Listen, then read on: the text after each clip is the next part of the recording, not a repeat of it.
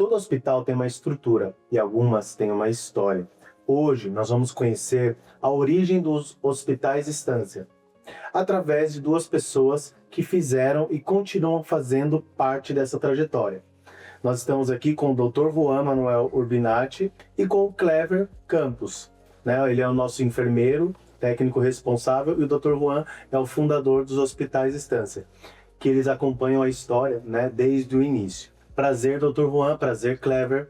Hoje nós estaremos aqui conhecendo um pouco da estrutura e a história dos Hospitais Estância. Dr. Juan, antes de existir o Hospital Estância Morro Grande, eu tenho certeza que existia um sonho. Como que nasceu esse sonho? Tudo bem, muito obrigado pela oportunidade. Primeiro vou falar em torno do meu sonho. Então, quando começou a política antimanicomial, eu aderi no sentido de que aqueles manicômios não podiam existir. Mas também não podíamos fechar as portas e colocar essas pessoas que precisavam de cuidados especiais na rua. A minha especialidade é terapia de família. E eu recebia famílias que tinham recibido novamente no seu lar um familiar que precisava de cuidados. E esta família não conseguia dar os cuidados necessários. Então nos procuravam. E essa terapia de 2, 3 vezes por semana não resolvia. Não resolvia porque essa pessoa tinha um problema 24 horas.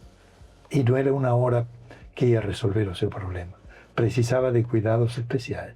Foi aí que, trocando ideias com minha esposa, que comentava as dificuldades que muitas famílias estavam passando, ela me incentivou a abrir um hospital. Eu achava isso muito difícil. Era uma coisa... Imagina, estavam fechando esses hospitais enormes. Eu pensei, não vamos conseguir fazer isso. Nós tínhamos um sítio em Ibiúna e começamos com uma capacidade para 20 pacientes. Imediatamente, justamente por nossa característica, que foi tirar o preconceito que existia. Porque realmente os manicômios não podiam existir. Mas a doença de saúde mental não tem nada a ver com o manicômio. É um tratamento que temos que dar para essa pessoa, não nessas instituições, mas precisa de um tratamento em uma instituição.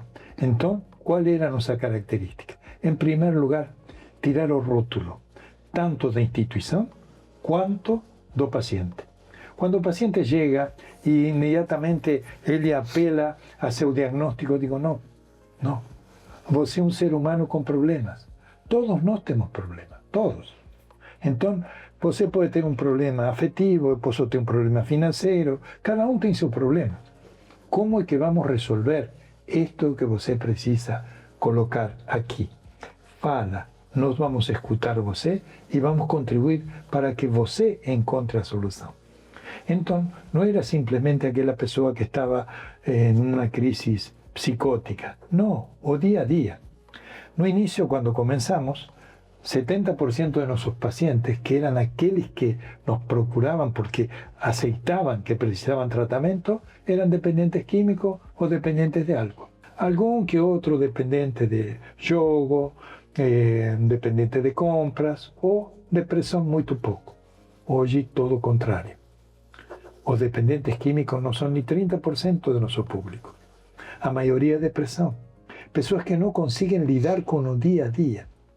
E aí que nós começamos a trabalhar, colocando essas pessoas, e aí era nosso sonho, na realidade.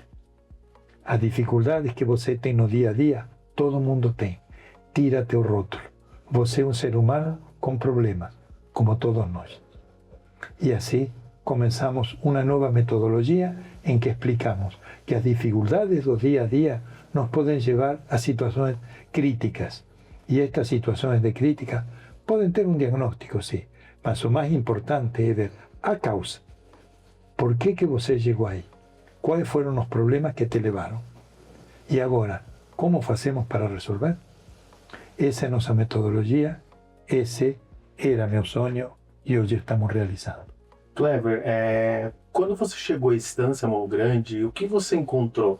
E como eram aqueles primeiros anos? E o que mais marcou você nessa época do início? Olá, Diogo, tudo bem? Tudo bem, Dr. Juan? Muito bom participar aqui com vocês desse podcast.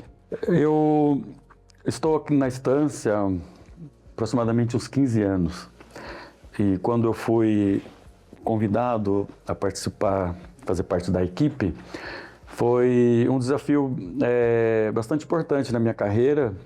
Eu tenho já 32 anos de carreira na área de atuação na especialização de saúde mental. E para mim foi muito importante porque ao conhecer o Dr. Juan, a Dona Beatriz, o Matias, a Lilian, e começar a fazer parte, eu percebi que a filosofia da estância do Dr. Juan, ela coadunava diretamente com aquilo que eu sempre tive como comprometimento de trabalho na área de saúde mental. Então, para mim, foi uma grata surpresa eu poder ser partícipe desse projeto, dessa missão, né? E era um projeto ainda pequeno, a estrutura grande, bem grande, mas ainda pequeno em quantidade de pacientes. Nós tínhamos, na época, em torno de 24, 28 pacientes, né? O Dr. Juan estava iniciando nesse local aqui, que é essa estrutura enorme, e o desafio era a gente trabalhar junto e crescermos.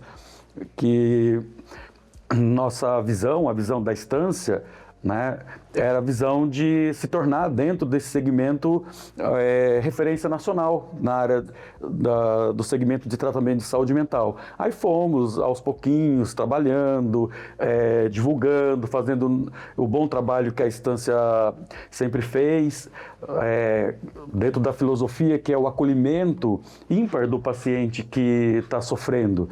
Porque ninguém acorda de manhã cedo com vontade de se internar. As pessoas, elas vêm para um tratamento especializado, principalmente para uma internação, né, quando eles estão, de alguma forma, parcialmente ou integralmente, perdendo o poder do autogerenciamento da sua vida. Então é um momento doloroso de tomar essa decisão. E na nossa missão, na nossa filosofia, o que é importante é que esse acolhimento, essa empatia que nós trazemos para o paciente e ajudamos ele nesse período difícil de decisão, a ele ter confiança que aqui ele pode, né, começar a olhar para si, despreocupar das questões lá de fora que lhe estava trazendo pensamentos ruins, que estava trazendo problemas, né, de diversas áreas, e aqui ele dá essa atenção para que ele possa se conhecer melhor.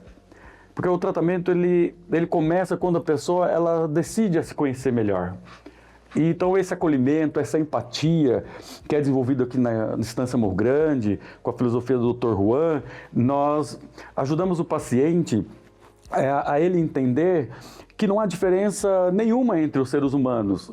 Sim, as particularidades, a cultura, a família, mas todo ser humano deve ser tratado igual. Não é porque um é médico, o outro é psicólogo, o outro é o paciente, que a relação tem que haver uma relação de superioridade. Nós olhamos o paciente conforme nós gostamos de ser olhado. Nós nivelamos o nosso olhar conforme o paciente gostaria de ser tratado. E então nós tiramos aquela mesa que separa a relação médico-paciente e nós estamos lado a lado do paciente. Ninguém à frente, ninguém atrás. E sim lado a lado para nos apoiarmos, porque com o paciente nós aprendemos, nós desenvolvemos experiência. Então, a estância que era 20 anos atrás, que começou com o Dr. Juan, hoje é uma instituição que, com toda essa experiência, tem se tornado cada vez melhor no acolhimento, no desenvolvimento da terapia, no desenvolvimento do treinamento dos profissionais que nós fazemos hoje, que é super importante nós contratarmos profissionais que tenham a capacitação técnica, mas que, além de tudo, gostem de gente, porque a pessoa pode ter a maior capacitação possível tecnicamente, de graduação, de pós-graduação, mestrado, doutorado. Porém, se a pessoa ela não tiver afinidade com o ser humano, para nós não tem muita importância essa questão do profissional ele ter menos capacidade técnica, mas gostar muito do ser humano, porque a capacidade técnica nós ajudamos a desenvolver. Todos os anos que estamos trabalhando, nós formamos várias equipes e uma coisa que me deixa bastante orgulhoso é que nós formamos equipes que são comprometidas e que amam o que faz, né, Dr. Juan? E isso para nós não tem preço. Então, trabalhar aqui na Estância Morro Grande, né, desde a minha chegada até agora, do crescimento que nós tivemos, de sairmos, nós tínhamos em torno de 68 leitos, mais 20 leitos de ocupação, para hoje, depois desse tempo, nós estarmos com 148 leitos, praticamente 100% da ocupação, dessa taxa de ocupação preenchida. Outros trabalhos que o Dr. Juan desenvolveu, né, em outros estados. Isso para a gente é muito gratificante e só faz a gente pensar que estamos no caminho certo, né, Dr. Juan? E atingindo esse objetivo da nossa visão, que é nos tornarmos a referência nacional, que é sermos conhecidos e que as pessoas que estão sofrendo, elas possam ter a oportunidade de conhecer o nosso trabalho e usufruir, né, dos nossos serviços. Klepper, e nesse período que você está aqui com a gente, você poderia citar algo que te marcou bastante nesse início, ou algo assim que, né, nesse período todo que marcou? Olha, algo assim que marcou e que marca até hoje, eu vou citar 2 episódios. Um episódio é que nós temos a nossa filosofia de portões abertos. Isso é fantástico e todas as pessoas que vêm nos conhecer, profissionais, pessoas da área médica, de universidades, que têm residência, porque nós temos hoje um programa de residência aqui dentro. Não que nós fazemos, nós fazemos parte desse programa no sentido de abrir as portas para que uma universidade venha trazer os seus alunos médicos para esse programa de pós-graduação na área de psiquiatria da infância e adolescência.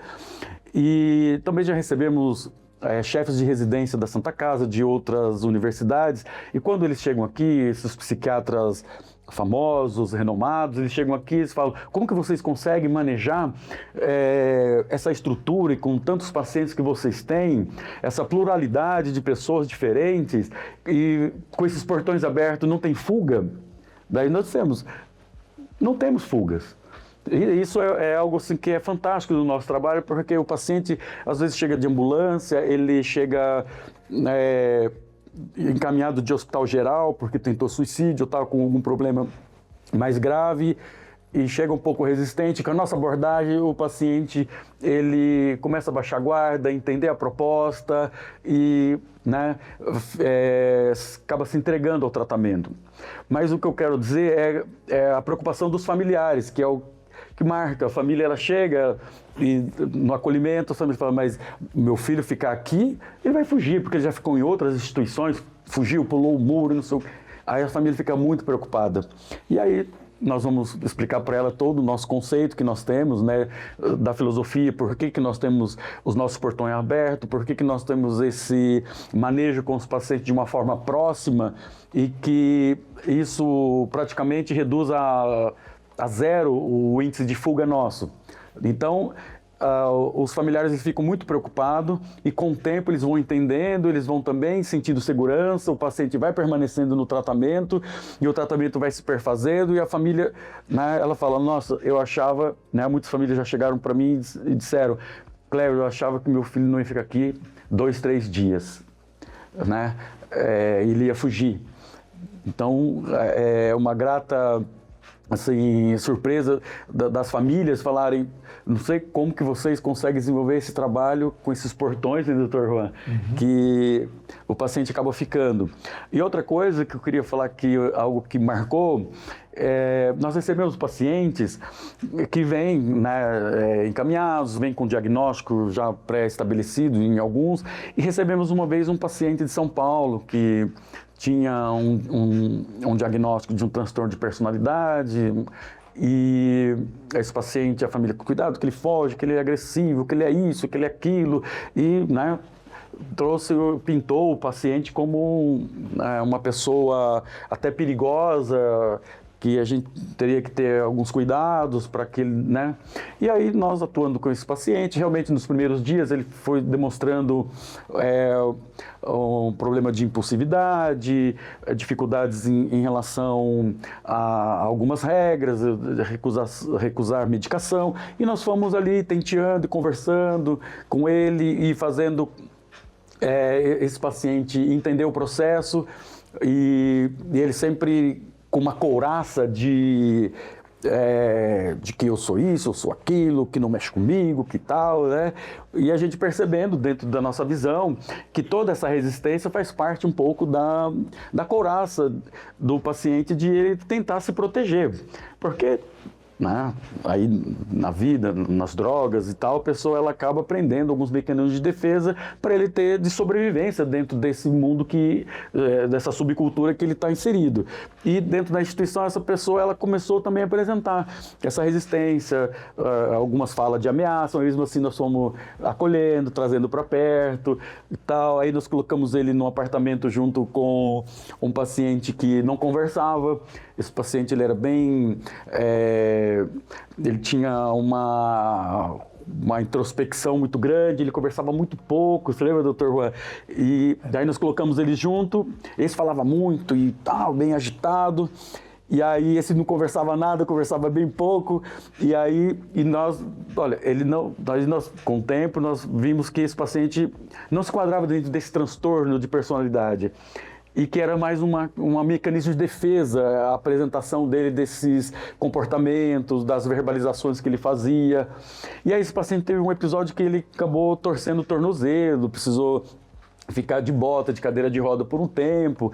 E aí nós trabalhando também com o colega de quarto dele, e daqui a pouco, né, passou um tempo, esse paciente que tinha esse diagnóstico, ele criou uma amizade com esse outro paciente que tinha um outro diagnóstico, que não conversava, que era introspectivo, e de repente um ajudando o outro, e esse paciente que não conversava com ninguém, que era bastante introvertido, daqui a pouco estava empurrando a cadeira de roda desse, e esse ajudando esse, e esse paciente ele se despojou dessa couraça, e isso foi maravilhoso porque ele começou a mostrar um outro lado educado, amoroso, simpático, né, e colaborativo com o grupo e com a equipe. Então, é muito importante a gente ter esse olhar, não desistir nunca, mesmo que o paciente apresente alguma resistência a princípio, nós sempre vamos estar acreditando no potencial que o ser humano tem de melhorar e de ser o protagonista da sua vida. Dr. Juan, quando o senhor decidiu transformar o sonho em realidade, quais foram os maiores desafios que o senhor passou? Bom, tivemos uma série de dificuldades burocráticas, né? Porque nós queríamos hacer un hospital en un espacio que no estaba adecuado para eso, era un hotel, y tuvimos que ir adaptando aos poucos, en fin, colocando enfermagens, en fin, toda a estrutura que era necesario para un hospital. Perfecto. Mas também muita resistência da sociedade com o preconceito que existe em saúde mental. Então, nossa metodologia, que consiste justamente en acolher ese paciente que llega angustiado, que llega inseguro, éramos muito criticados. O fato, como comentou Clever, o portão aberto, as famílias com muito medo, com muita insegurança. E não é só o portão aberto. Nós fazemos passeios todas as semanas. Entende? Uma vez é um passeio à natureza, vão à cachoeira, eles jogam, nadam nos rios, tal, ou às vezes vão a pizzeria, restaurante, a comer hambúrguer. Tudo bem, é o que eles precisam, ou seja, não isolar-se, ter essa interação com a sociedade, entre eles e com a sociedade, porque o que nós queremos? Que eles se reintegrem urgente na sociedade, em forma produtiva e participativa, ou seja, com responsabilidade. Então, nós desenvolvimos uma série de temas que nos damos em palestras, e esses temas, são 20 temas, que nós falamos que são do dia a dia. Quem sou eu? Como me relaciono com outras pessoas? Qual é o meu sonho? O que quero fazer? É o dia a dia. E quando eu não consigo lidar com o dia a dia, eu entro num problema comigo mesmo, com angústia, me sinto inseguro, me sinto incapaz, a vida não presta. Preciso de internação? Sim. Por isso, para entender a nossa metodologia, foi muito difícil. inclusive instituições da área da medicina, da psicologia, que queriam saber o que estava acontecendo aqui dentro. Como que nós temos portões abertos? Como que eles vão a uma pizzeria? Como que eles vão a um passeio na mata? São seres humanos. Não é porque têm uma doença que deixam de ser seres humanos. ¿Entende? Então, esta estrutura física, mas também essa estrutura em que nós permitimos que o paciente trabalhe seu problema publicamente, tem a terapia, tem o acompanhamento médico, tem os medicamentos que precisa, tudo bem. Tem hoteleria, comida, tudo precisa, tá bom. Mas também ele que tem que mudar. E para isso precisamos mudar o conceito social. Então a família tem que contribuir. Deixar de ter aquele conceito de que ele é o culpado de tudo, não. Então aqui surge uma série de problemas. Quantas vezes a causa do problema não é a própria estrutura social, a própria família, que cobra dele coisas que ele não quer, que ele não gosta, que ele não vai ser. E ele se está esforçando por fazer alguma outra coisa e está sendo reprimido, está sendo punido. Isto foi o mais difícil de colocar nossa metodologia em público. Então, cada vez que nós falamos, que nós damos uma palestra, as pessoas começam a dizer, espera aí, tem razão, porque eu penso o contrário. A sociedade pensa que louco é louco e não pode conviver com a sociedade. Não, todos nós somos seres humanos. Quem não teve algum problema, alguma angústia, não passou por uma depressão em algum momento? Quando você de repente pensava que ia acontecer isto e acontece todo o contrário. O inesperado nos angustia. Quando nós perdemos um ser querido, quando nós temos um projeto profissional, financeiro, fizemos uma entrevista e não deu certo, tentamos um vestibular e não conseguimos. Essa é a vida. Desafios constantemente, que a vezes conseguimos conquistar e a vezes não. E tem pessoas que não têm estrutura suficiente para suportar esse dia a dia e fogem em pequenos prazeres, porque estão angustiados, porque estão incapazes de lidar com o dia a dia e buscam aquele prazer momentâneo.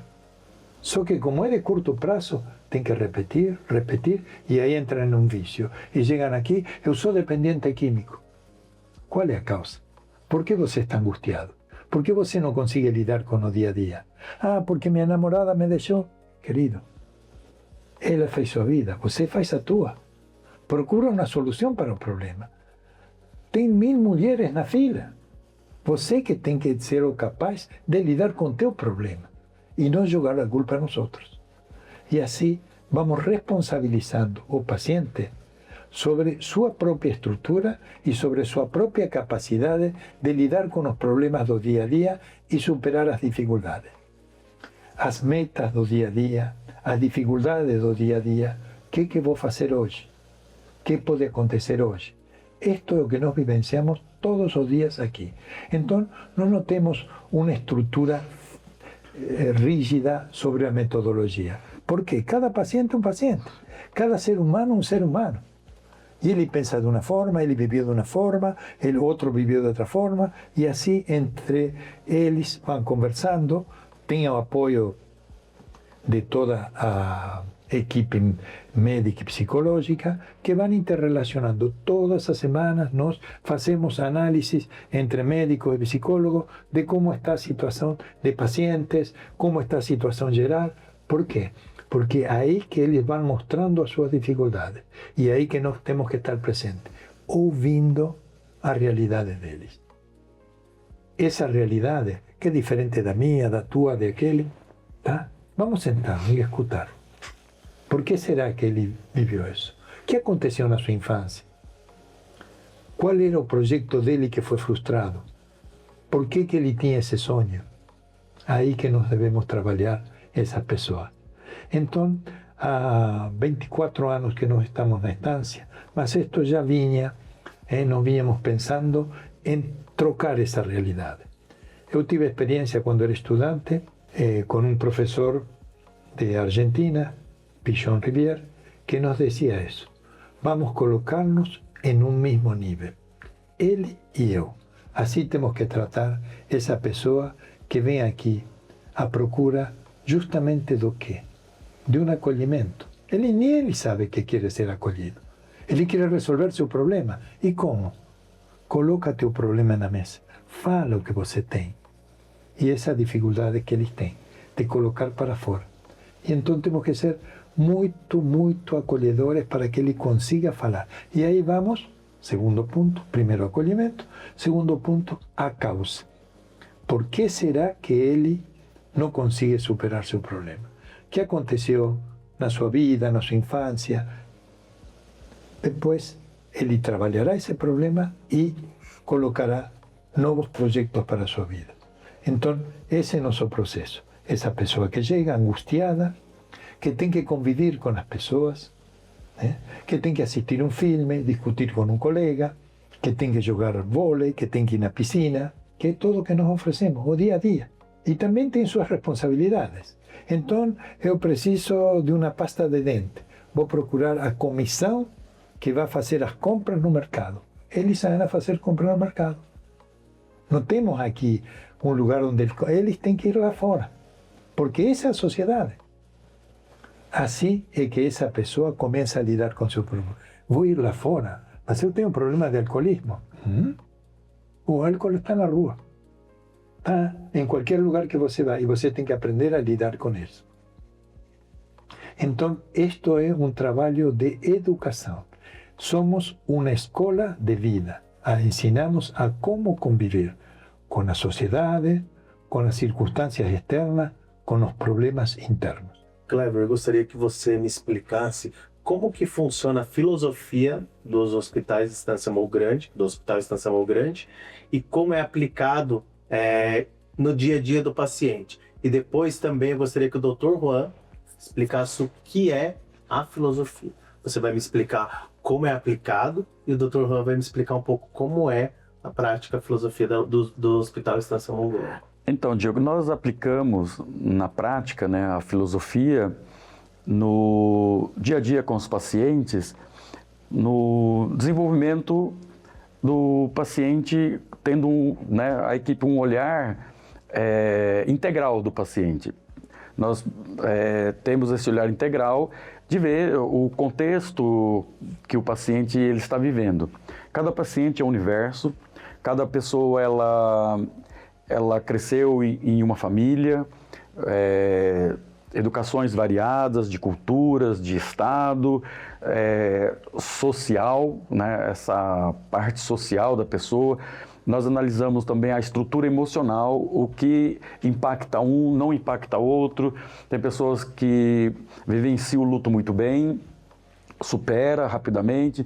Outras pessoas com estruturas emocionais diferentes têm o luto, um impacto muito maior, onde que a pessoa ela precisa de um tempo maior para elaborar, entra em depressão. Né? Tem pessoas com situações econômicas diferentes. Então, esse olhar na prática de colocarmos a nossa filosofia para que cada paciente desenvolva o seu tratamento individual, né?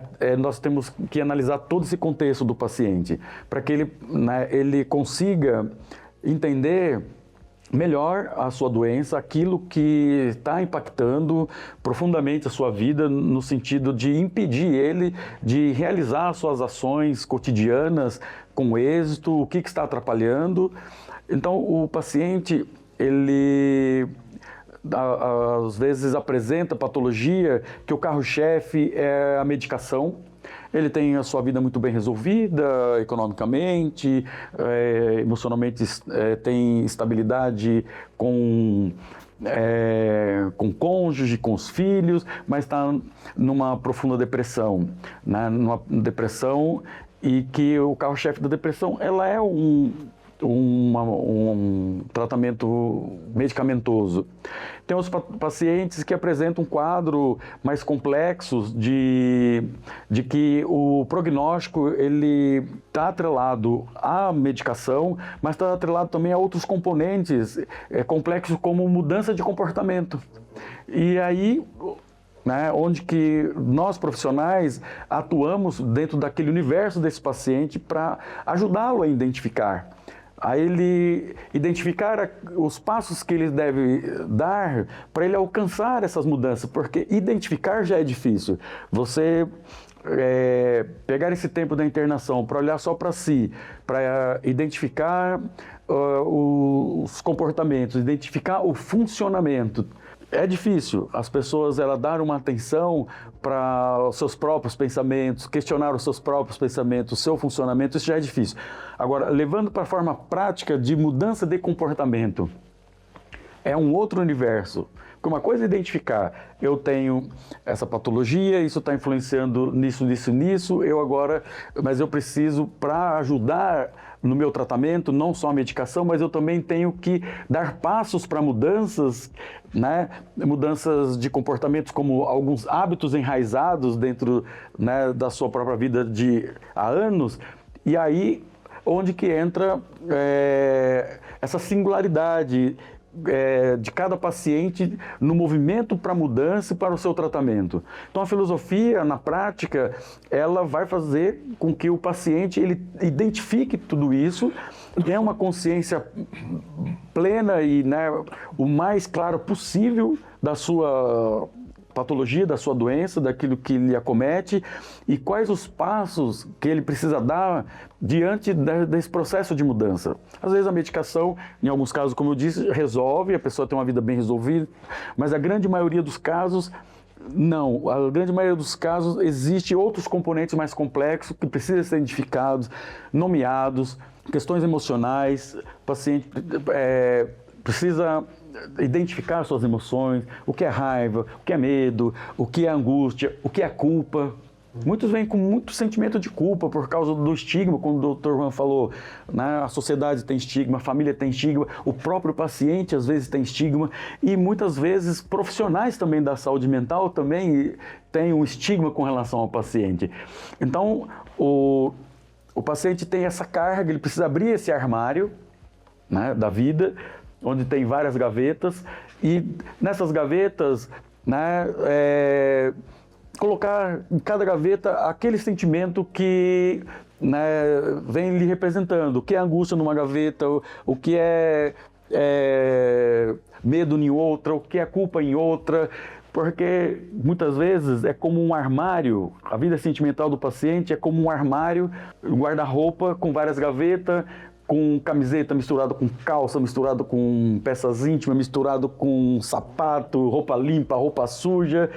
E você abre aquela parafernália de coisa, a pessoa não consegue mais identificar. É tantos anos sofrendo e vivendo automaticamente que ele não identifica. E aí no tratamento, dentro da nossa filosofia, a gente fala, tenha coragem de abrir esse armário. Se permita, mostre que aí nós vamos te ajudar a organizar. Olha, isso aqui é medo que você sente, isso é culpa. Vamos investigar essa culpa? E muitas vezes a culpa está consumindo e o paciente entendendo o processo, o contexto daquele momento que ele vivenciou e que ele está consumindo essa culpa, ele entender que ele não precisa se consumir com essa culpa, é ele entender o processo de responsabilidade da vida dele frente a algumas situações, ele entender racionalmente e tomar outras posturas emocional em relação àquela situação específica, porque nós não trabalhamos com culpa, nós não falamos para o paciente, olha, isso é culpa tua, isso é culpa da família, que as famílias trazem muito isso. Não, nós trabalhamos com responsabilidade, nós tentamos mostrar para o paciente que ele não tem culpa de estar desse jeito que ele chegou, ele não tem, né, culpa de ter acontecido tais situações, mas ele tem responsabilidades e como adulto precisa encontrar uma solução que melhor cabe para aquele problema. Então, abrindo esse armário, organizando essas questões sentimentais, e aí a gente pode canalizar a raiva de uma forma correta, onde que não traga prejuízo para terceiro nem para si, né? O medo, como superar aquele, né? Porque o medo, ele é algo importante que todos nós seres humanos temos, que isso está intrínseco entre nós, seres humanos, que nos traz o quê? Nos traz um alerta, ou a gente tem mais cautela em tomar determinadas atitudes e tal, mas não é para nos paralisar, não é para fazer com que a gente tenha uma fobia e de não realizar as coisas que a gente que nós devemos realizar. O medo ele vem para trazer um alerta e a gente analisar a situação para de uma forma segura a gente avançar. Então, na nossa filosofia, nós analisamos cada caso, cada contextos, como diz, social, histórico, familiar. A família é uma parte fundamental do processo terapêutico, a família engajada, a família junto com a equipe. Então, a prática nós fazemos dessa forma, no dia a dia. Então, falando da filosofia da estância, é um conceito mais profundo do que, digamos, só falar de psicologia. Por quê? Porque nós vamos à origem do problema que está no ser humano, então temos que ir à origem do ser humano. O ser humano forma parte da natureza. O que é a natureza? Quando nós falamos natureza, muitas vezes pensamos em planta, em árvore. Essa planta se alimenta, respira, cresce, evolui, aproveita o sol, dá um fruto, que nós podemos comer esse fruto, e também se reproduz mediante a semente. O ser humano é a mesma coisa. Ele nasce, se alimenta, cresce, vai reproduzir e também vai dar frutos. Só que o ser humano tem algo que diferencia das plantas, dos animais, é a inteligência. Por isso que o ser humano progrediu e saiu daquele status em que vivia em cavernas e vive hoje em uma situação muito diferente, muito mais confortável. Por quê? Porque o incômodo pode ser superado, pode ser controlado e melhorado. Então, isto me incomoda. Por quê? E aí que está. O ser humano, por ser inteligente, ele constantemente está passando, como os animais, como as plantas, que tem seu ciclo, na primavera vai dar flores, tal. O ser humano também tem esse movimento pendular. Então, ele está satisfeito porque acabou de comer, mas daqui a 3, 4 horas vai sentir fome, estará insatisfeito. Aí tem que comer novamente, satisfeito, insatisfeito, satisfeito. Tudo é assim na nossa vida. É o que nos motiva, a insatisfação não nos incomoda, é o que nos motiva a conquistar algo melhor. Então, aquele que dormia no chão, em pedras, hoje dorme confortavelmente num colchão. Por quê? Porque aquilo era incômodo. É um desafio. Então, se nós olhamos a vida como um desafio, todos os dias eu vou ter obstáculos que são meu desafio. E se eu supero esse obstáculo, estou vivo, progredi, conquistei. Isso é o trabalho que nós fazemos aqui. Motivar a pessoa a viver. A vida é linda, é cheia de sucessos. Sucessos do dia a dia. Hoje eu consegui fazer isto, triunfei. É o que nós devemos colocar na cabeça nossa, dos pacientes, que a vida não é dificuldade, a vida é uma oportunidade. Esses desafios são oportunidades de sair do mal-estar para um estado de satisfação.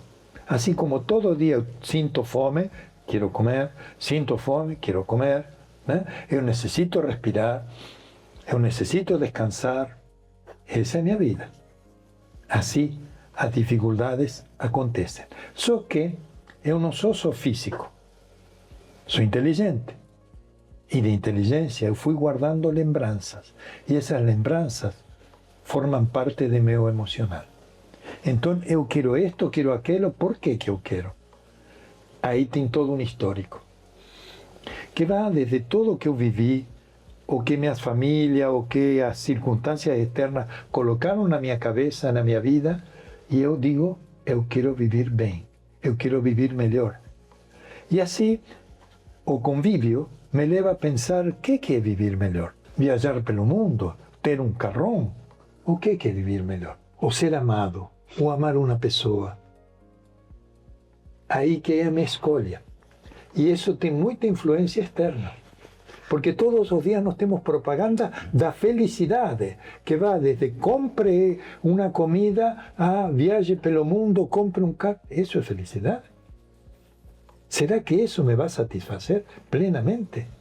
Eu tenho que ir no cabeleireiro tal, comprar roupa tal, por quê? Isso realmente me faz feliz? Então eu tenho que ir a meu emocional. Porque de repente eu estou usando toda essa estrutura como um prazer momentâneo. A camisa que eu estou usando, amanhã já não presta mais. Vou ter que comprar outra, porque já ficou velha. Não, não é a camisa que me vai fazer feliz. Tá? Então eu tenho que ir mais profundo. E isto é a inteligência que temos que usar. Então a psicologia trabalha o emocional com a inteligência. Eu tenho que encontrar respostas aos meus problemas. Meus problemas quais são? Compro aquilo, compro isto, e só isso. Por que eu tenho que comprar isto? Necessito? Me faz feliz? Eu vou viajar. Realmente vou viajar porque me faz feliz ou porque está de moda ir naquela praia? Isto é o que eu procuro, que chamamos de segurança. Segurança e insegurança. Então, muitas vezes eu me sinto inseguro porque todo mundo faz aquilo e eu vou fazer o contrário. Eu tenho que buscar meu eu, meu histórico, a mim mesmo, e ver se essa história que eu tenho comigo mesmo realmente me satisfaz. Porque realmente eu sou um torcedor de um time, ¿por quê? Porque meu pai era torcedor desse time. Por que eu não posso torcer por outro time? Tudo isto influencia dentro de mim, dentro de minha felicidade. Eu ou sou o que os outros querem? E aí que está a capacidade de pensar e de controlar as emoções. Por que eu estou com tanta raiva hoje? O que aconteceu? Às vezes uma pequena coisa, que somada a outra, que somada a outra. Então eu chego em casa e falo, filho, sai da televisão. Porque meu chefe me falou, você não terminou o trabalho. Porque hoje um carro me fechou na estrada. Eu descarrego na criança? É isso que eu tenho que fazer? Ou me autoanalisar? E ver que eu posso chegar e dizer para meu chefe, cara, fica em paz, eu vou fazer o trabalho. Não precisa gritar comigo. E não gritar com meu filho. Isto é o que nos leva a situações de angústia, que nos leva a culpas, a cobranças externas, que não tem nada a ver comigo. Eu tenho responsabilidade? Sim. Tenho um filho? Eu trabalho em uma empresa? Sou um profissional? Tenho minhas responsabilidades? Sim. Meus compromissos. Então eu vou assumir. Então a minha inteligência me leva ao quê? A liberdade. Eu tenho que escolher. Só que eu tenho meus sentimentos, que me dizem aqui, isto é melhor, isto é pior. Espera aí, vamos analisar com inteligência e os sentimentos. Eu quero agradar a mim mesmo. Mas será que de repente estou querendo agradar a mim mesmo ou aos outros? Eu quero dar um presente para meu pai. Que presente vou dar? Aquele que ele gosta, aquilo que eu gosto? Então eu vou colocar na balança meus sentimentos, aquilo que me vai fazer realmente feliz. E vou analisar com inteligência. Né? Então aqui estamos trabalhando emoções, inteligência e físico.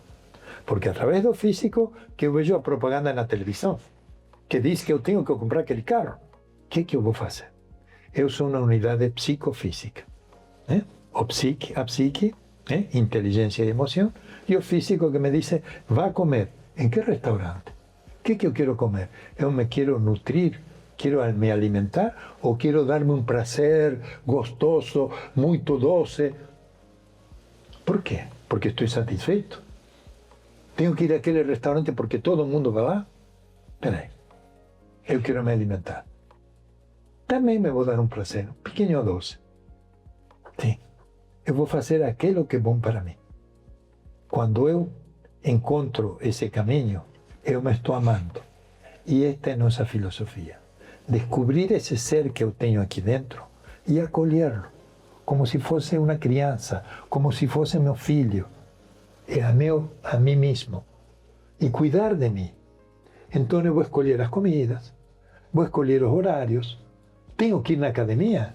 Ou eu quero ir na academia porque quero cuidar do meu físico? Eu tenho que assistir esse filme? Ou eu vou assistir com uma pessoa que eu amo, outro filme? Ou vou ler um livro? Ou vou escutar uma música que não está mais na moda, mas que me traz lembranças boas? Estou cuidando de mim. Estou me amando. Assim como quando eu amo uma pessoa, quero dar o melhor, primeiro tenho que dar o melhor a mim mesmo. E esta é nossa filosofia. E quando eu digo para uma pessoa, você se ama, ela pensa que eu estou falando em egoísmo. Não, não. É cuidado de você mesmo. É você cuidando de você. Então, quando eu não estou bem alimentado, quando eu estou sobrepeso, por quê? Por que como demais? Por que bebo demais? Porque eu tenho que sair desta realidade, porque estou angustiado e preciso satisfazer, e preciso ter um prazer, preciso para complementar a minha insatisfação? Não. Porque minha insatisfação aumenta na medida em que eu sou falso com ela. Vamos encarar. O que eu quero? Qual é meu sonho? E aí, encontrando meu sonho, descobrindo meu sonho e procurando realizar meu sonho, eu vou encontrar-me a mim mesmo, vou ser feliz. Isto é o que nos diz a psicologia. Isto que é um trabalho terapêutico. Tá? Então, nossa filosofia é esta. Vai precisar de medicação, vai precisar de cuidados médicos, mas fundamentalmente coloca para fora tudo o que você tem dentro de você. E aqui nós temos distintas atividades, psicodramas, filmes terapêuticos, dança, festa. Todos os meses tem uma festa junina. Por quê? Porque é lindo viver, é lindo comemorar, é gostoso e a vida é muito linda. E temos que aproveitar esta vida, já que nos foi dado de graça, porque nós não compramos a vida, vamos aproveitarla ao máximo. E para isso, vamos a amarnos a nós mesmos e descobrir esse ser humano inteligente e sensível que está dentro de nós. E o que nós detectamos quando chega o paciente é que ele está angustiado porque não sabe lidar com alguma situação. Ou seja, a causa dessa doença é o medo. O medo o quê? O medo, não sei, queria, mas não sei. Ou seja, é o medo desconhecido. E isto que nós vivenciamos o dia a dia. O dia a dia, nós não sabemos o que vai acontecer.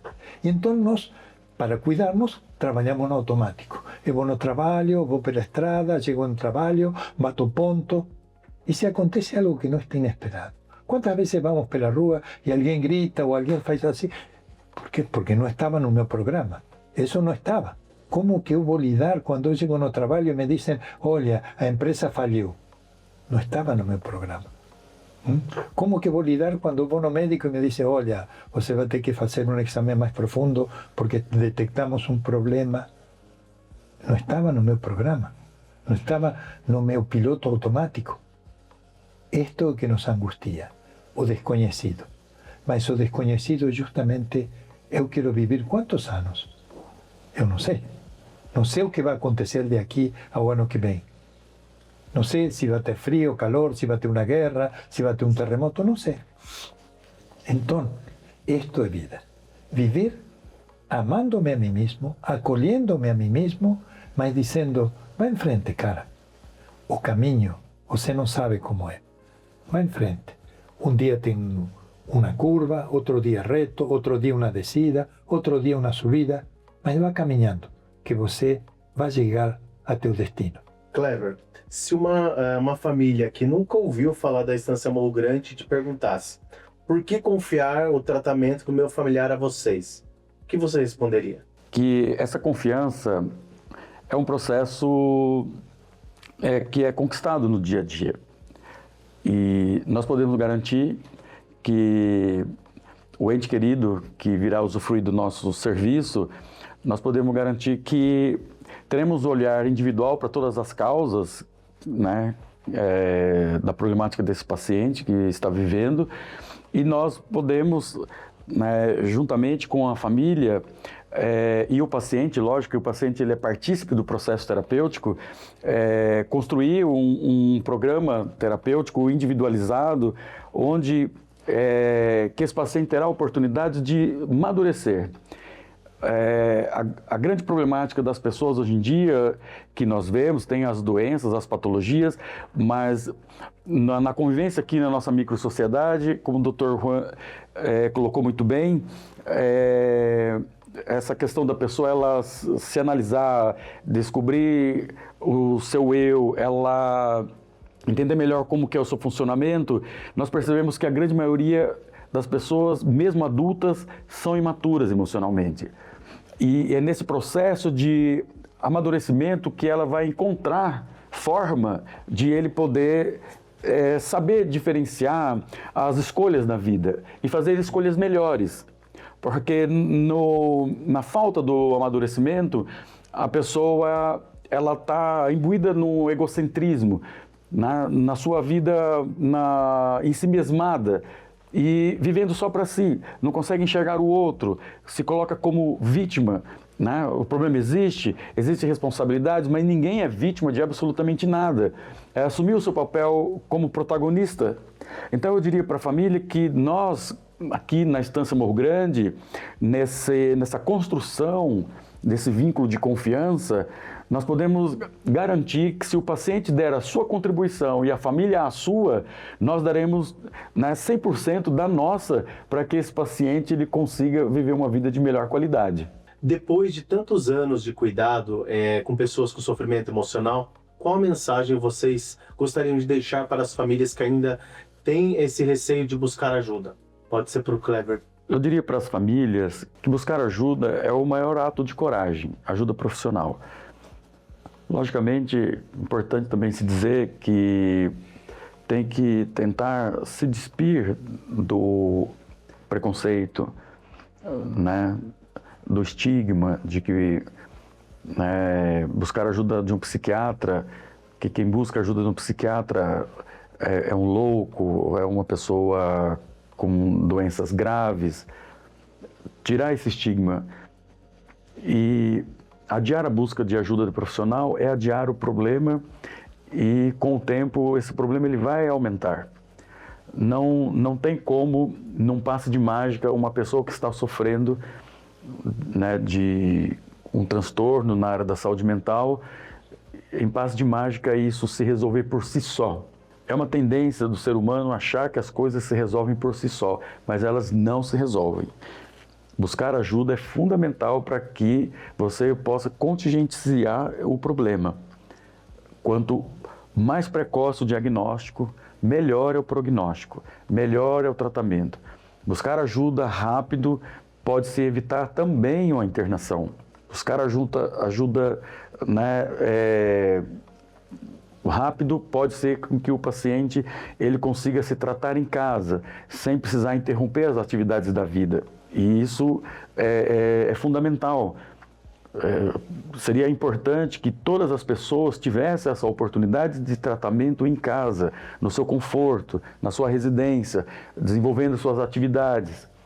Mas é por essa demora, muitas vezes, em buscar ajuda, que o quadro se agrava e aí precisa de procedimentos, vamos dizer, pouco mais intensivos. Como numa cirurgia, né, a pessoa ela tem um problema de saúde. Se ela não busca tratamento rápido, esse problema que poderia ser tratado com uma droga, com uma medicação, e esse problema, essa inflamação, poderia ser curado com a falta do tratamento, diagnóstico precoce, rápido, vai fazer com que se agrave, essa inflamação vire uma infecção, essa infecção vire um outro problema, e aí precisa desembocar no quê? Numa cirurgia, num procedimento mais invasivo, numa internação no hospital. E com a saúde mental é a mesma coisa. Quanto mais rápido o familiar ele percebe, mais rápido ele conversa e chega numa conclusão com o seu ente querido de buscar ajuda profissional, menos será o sofrimento no tratamento. Mais rápido ele terá, né, o retorno às suas atividades. Às vezes, como eu disse, nem precisará deixar das suas atividades cotidianas, mas a não busca pelo tratamento vai chegar no momento onde que pode se agravar tanto que necessite de uma internação e, em alguns casos, não dar tempo, como a gente recebe notícias, né, doutor Juan, vira e mexe, a família estava pesquisando, estava vindo, queria vir visitar, e aí não deu tempo, o ente querido se matou, provocou um acidente, teve algo mais grave, não foi dada essa oportunidade de aderir a um tratamento. Então, eu digo, é fundamental o familiar, o paciente buscar ajuda o quanto antes melhor.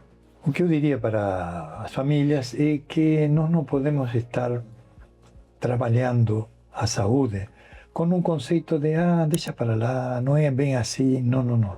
Temos que dar importância a pequenos detalhes.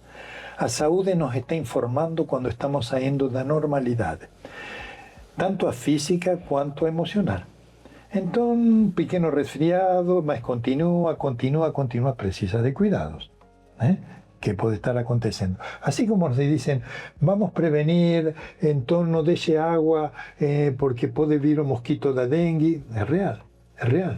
Temos que fazer essa prevenção. Temos que fazer essa prevenção. Então, nós temos que ter os cuidados necessários em todos os aspectos. Assim como devemos evitar a propagação da dengue, também devemos evitar problemas de saúde mental generalizados. Então, uma pessoa que bebe demais, tal, pode estar influenciando seus filhos. Tá? Então, não é só a pessoa que está com problemas de alcoolismo. Os filhos também podem ter amanhã alguma consequência. Tomar consciência do que é a saúde mental em todos esses aspectos, uma pessoa que está todo dia irritada, algum problema, mas também está gerando problemas. Então, cuidar de todos os aspectos é fundamental. Assim como cuidamos de nossa saúde física, ou devemos cuidar de nossa saúde física, também devemos cuidar de nossa saúde mental. E assim, quando nós precisamos, estamos em uma dúvida, alguém está com alguma dificuldade, não sei o que fazer, vou conversar com meu vizinho, com meu colega, ou vou procurar um profissional. É fundamental procurar um profissional, porque cada um de nós vai ter um olhar. Não, deixa. Meu filho também é assim. Não, não. Meu filho está fumando muito. Só tabaco? Tem alguma outra coisa? Por que ele precisa desse prazer? Que é um vício tão prejudicial quanto outros. Então, por que uma pessoa tem vício? Porque está insatisfeita. Está insatisfeito com quê? Meu filho não consegue, passa em entrevista de trabalho, e não consegue namorar, não consegue. Por que será que ele não consegue? Então, ir a um técnico especialista nessa área de saúde mental, em que nos vai dizer que de repente ele precisa de mais liberdade, de menos proteção, de menos controle, ou ao contrário, de mais controle, de fazer uma terapia antecipada, ou talvez necessite de uma internação. Mas a internação é a última etapa. Antes disso, precisamos de ver qual é o motivo, qual é a causa. E se nós aderimos à saúde mental, temos que ter todos estes conceitos muito claros. Para isso, preciso conversar, preciso ler, preciso trocar ideias, para ver se realmente na minha casa, no meu bairro, na minha cidade, não está acontecendo alguma coisa que gerará futuros traumas. Que às vezes parecem, como eu falei anteriormente, torcida de futebol. E quando nós vemos um torcedor, um fã de um time que joga uma pedra em outra pessoa, é simplesmente um torcedor? Ou essa pessoa está descarregando as suas frustrações em algo que a sociedade acha muito bonito, torcer por um time, mas essa pessoa está fazendo desse torcer por um time uma doença grave. Então, o dia a dia, assim como a água, que não pode estar estagnada, porque pode gerar problemas, assim nós não podemos deixar estagnados problemas internos. Ele não era um bom aluno. Por que será? Se uma pessoa inteligente. Por que será que ele não queria estudar, não queria ir na escola? Que situação traumática ele viveu.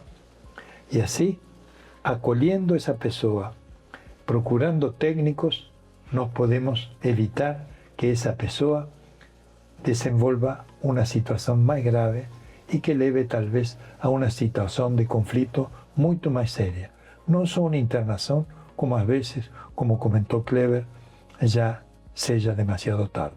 Hoje, nós conhecemos muito mais do que uma missão. Nós conhecemos o propósito de uma instituição. Quero agradecer aqui o Dr. Juan e o Kleber, muito obrigado. E a você que está nos acompanhando através do nosso canal do YouTube, esse podcast eu tenho certeza que vai fazer sentido para você. Compartilhe ele com seu colega, com um ente querido, tá? Faça valer esse conhecimento. Quero deixar esse agradecimento a todos vocês. Muito obrigado. Obrigado. Obrigado a você, Diogo. Obrigado, Kleber. Obrigado. Obrigado a todos vocês que estão escutando.